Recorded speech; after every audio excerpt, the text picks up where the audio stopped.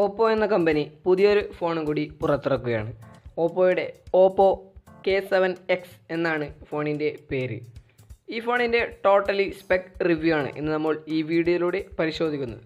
എല്ലാത്തിനും നല്ലൊരു സ്പെസിഫിക്കേഷനാണ് ഈ ഫോണിൽ കൊടുത്തിട്ടുള്ളത്. അപ്പോൾ നേരെ വീഡിയോയിലോട്ട് കിടക്കാം. വീഡിയോയിലോട്ട് കിടക്കുന്നതിന് മുമ്പ് ചാനൽ ആദ്യമായി കാണുന്നവരാണെങ്കിൽ ചാനൽ ഒന്ന് സബ്സ്ക്രൈബ് ചെയ്യുക, തൊട്ടടുത്തുള്ള ബെല്ലൈക്കൺ കൂടി ഒന്ന് ക്ലിക്ക് ചെയ്യുക.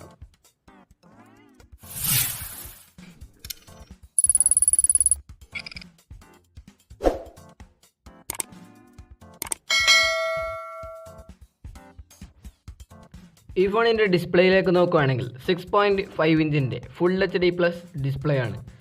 90 ഹെർട്സിൻ്റെ റിഫ്രഷ് റേറ്റും കൂടി ഈ ഫോണിൽ സപ്പോർട്ട് ചെയ്യുന്നുണ്ട്.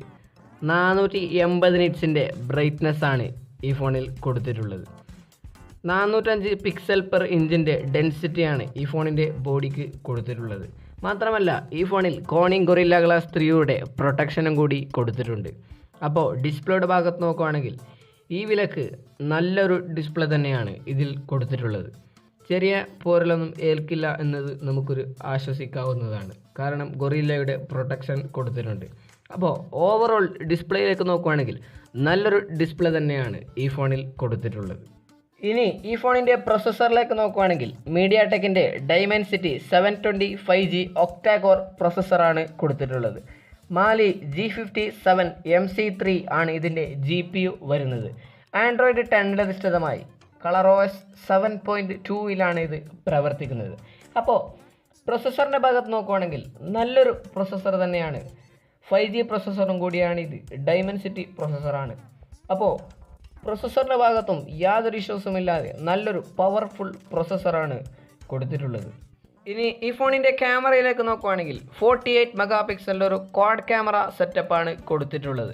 14 മെഗാ പിക്സൽ f1.7 വരുന്ന ഒരു വൈഡ് ആംഗിളും 8 മെഗാ പിക്സലിൻ്റെ ഒരു അൾട്രാ വൈഡും 2 മെഗാ പിക്സലിൻ്റെ ഒരു മാക്രോ ലെൻസും 2 മെഗാ പിക്സലിൻ്റെ ഒരു ഡെപ്ത് സെൻസറുമാണ് ഇതിൽ ക്യാമറയായിട്ട് കൊടുത്തിട്ടുള്ളത്. അതിൽ നമുക്ക് 4Kയിൽ 30 ഫ്രെയിം പെർ സെക്കൻഡിൽ വരെ വീഡിയോ ഷൂട്ട് ചെയ്യാനും പറ്റുന്നതാണ്. ഇനി ഇതിൻ്റെ സെൽഫി ക്യാമറ വരുന്നത് 16 മെഗാ പിക്സലിൻ്റെ ഒരു സിംഗിൾ ക്യാമറയാണ്.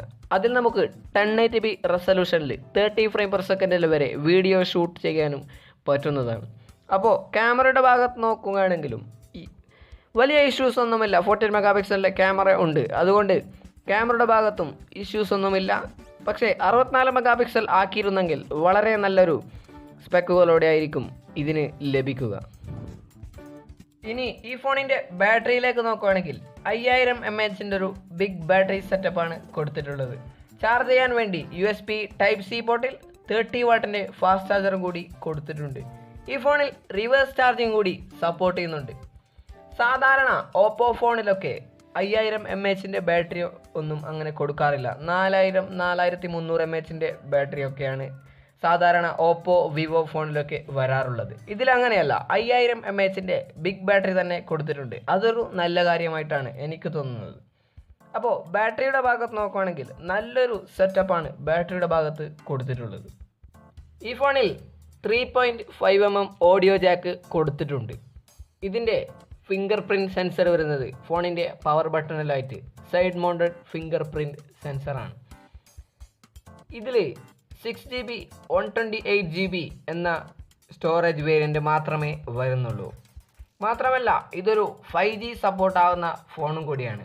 അപ്പോൾ നിങ്ങൾ ഭാവിയിലേക്ക് നോക്കുകയാണെങ്കിൽ ഈ ഫോൺ നിങ്ങൾക്ക് ഏറ്റവും ബെസ്റ്റ് ഓപ്ഷനായിട്ടാണ് ഓപ്പോ K7X വരുന്നത്. UFS 2.1 ആണ് സ്റ്റോറേജ് ടൈപ്പ്. ഈ ഫോൺ നമുക്ക് 2 കളർ വേരിയൻറ്റിലാണ് ലഭിക്കുന്നത്. ഒന്ന് ബ്ലൂ, മറ്റൊന്ന് ബ്ലാക്ക്. ഈ ഫോണിൻ്റെ ഏകദേശം ഇന്ത്യൻ മണിയിലേക്ക് ട്രാൻസ്ഫർ ചെയ്ത് പ്രൈസ് നോക്കുകയാണെങ്കിൽ ഒരു 16-17,000 രൂപയാണ് ഇപ്പോൾ വരുന്നത്. അപ്പോൾ നിങ്ങളൊരു ഈ വിലക്ക് ഈ ബഡ്ജറ്റിന് നിങ്ങളൊരു ഫോൺ എടുക്കാൻ ഉദ്ദേശിക്കുന്നെങ്കിൽ ഈ ഫോണാണ് നിങ്ങൾക്ക് ബെസ്റ്റ് എന്നാണ് ഞാൻ വിചാരിക്കുന്നത്. നിങ്ങൾക്ക് ഈ ഫോൺ സെലക്ട് ചെയ്യാവുന്നതാണ്. ഇത്രയൊക്കെയാണ് ഈ ഫോണിൻ്റെ സവിശേഷതകൾ. വീഡിയോ ഇഷ്ടപ്പെട്ടാൽ തീർച്ചയായും ലൈക്ക് ചെയ്യുക. ഈ ഫോണിനെ കുറിച്ചുള്ള നിങ്ങളുടെ അഭിപ്രായങ്ങൾ താഴെ കമൻറ്റ് ബോക്സിൽ ഒന്ന് രേഖപ്പെടുത്തുക. ഇതുപോലുള്ള വീഡിയോസുകൾ ഇനിയും കാണുന്നതിന് വേണ്ടി ചാനൽ ഒന്ന് സബ്സ്ക്രൈബ് ചെയ്യുക. തൊട്ടടുത്ത് കാണുന്ന ബെല്ലൈക്കൺ കൂടി ഒന്ന് എനേബിൾ ചെയ്യുക. ഇനി ഇതുപോലുള്ള നല്ല നല്ല വീഡിയോയുമായി വീണ്ടും കാണാം. അതുവരേക്കും ഗുഡ് ബൈ.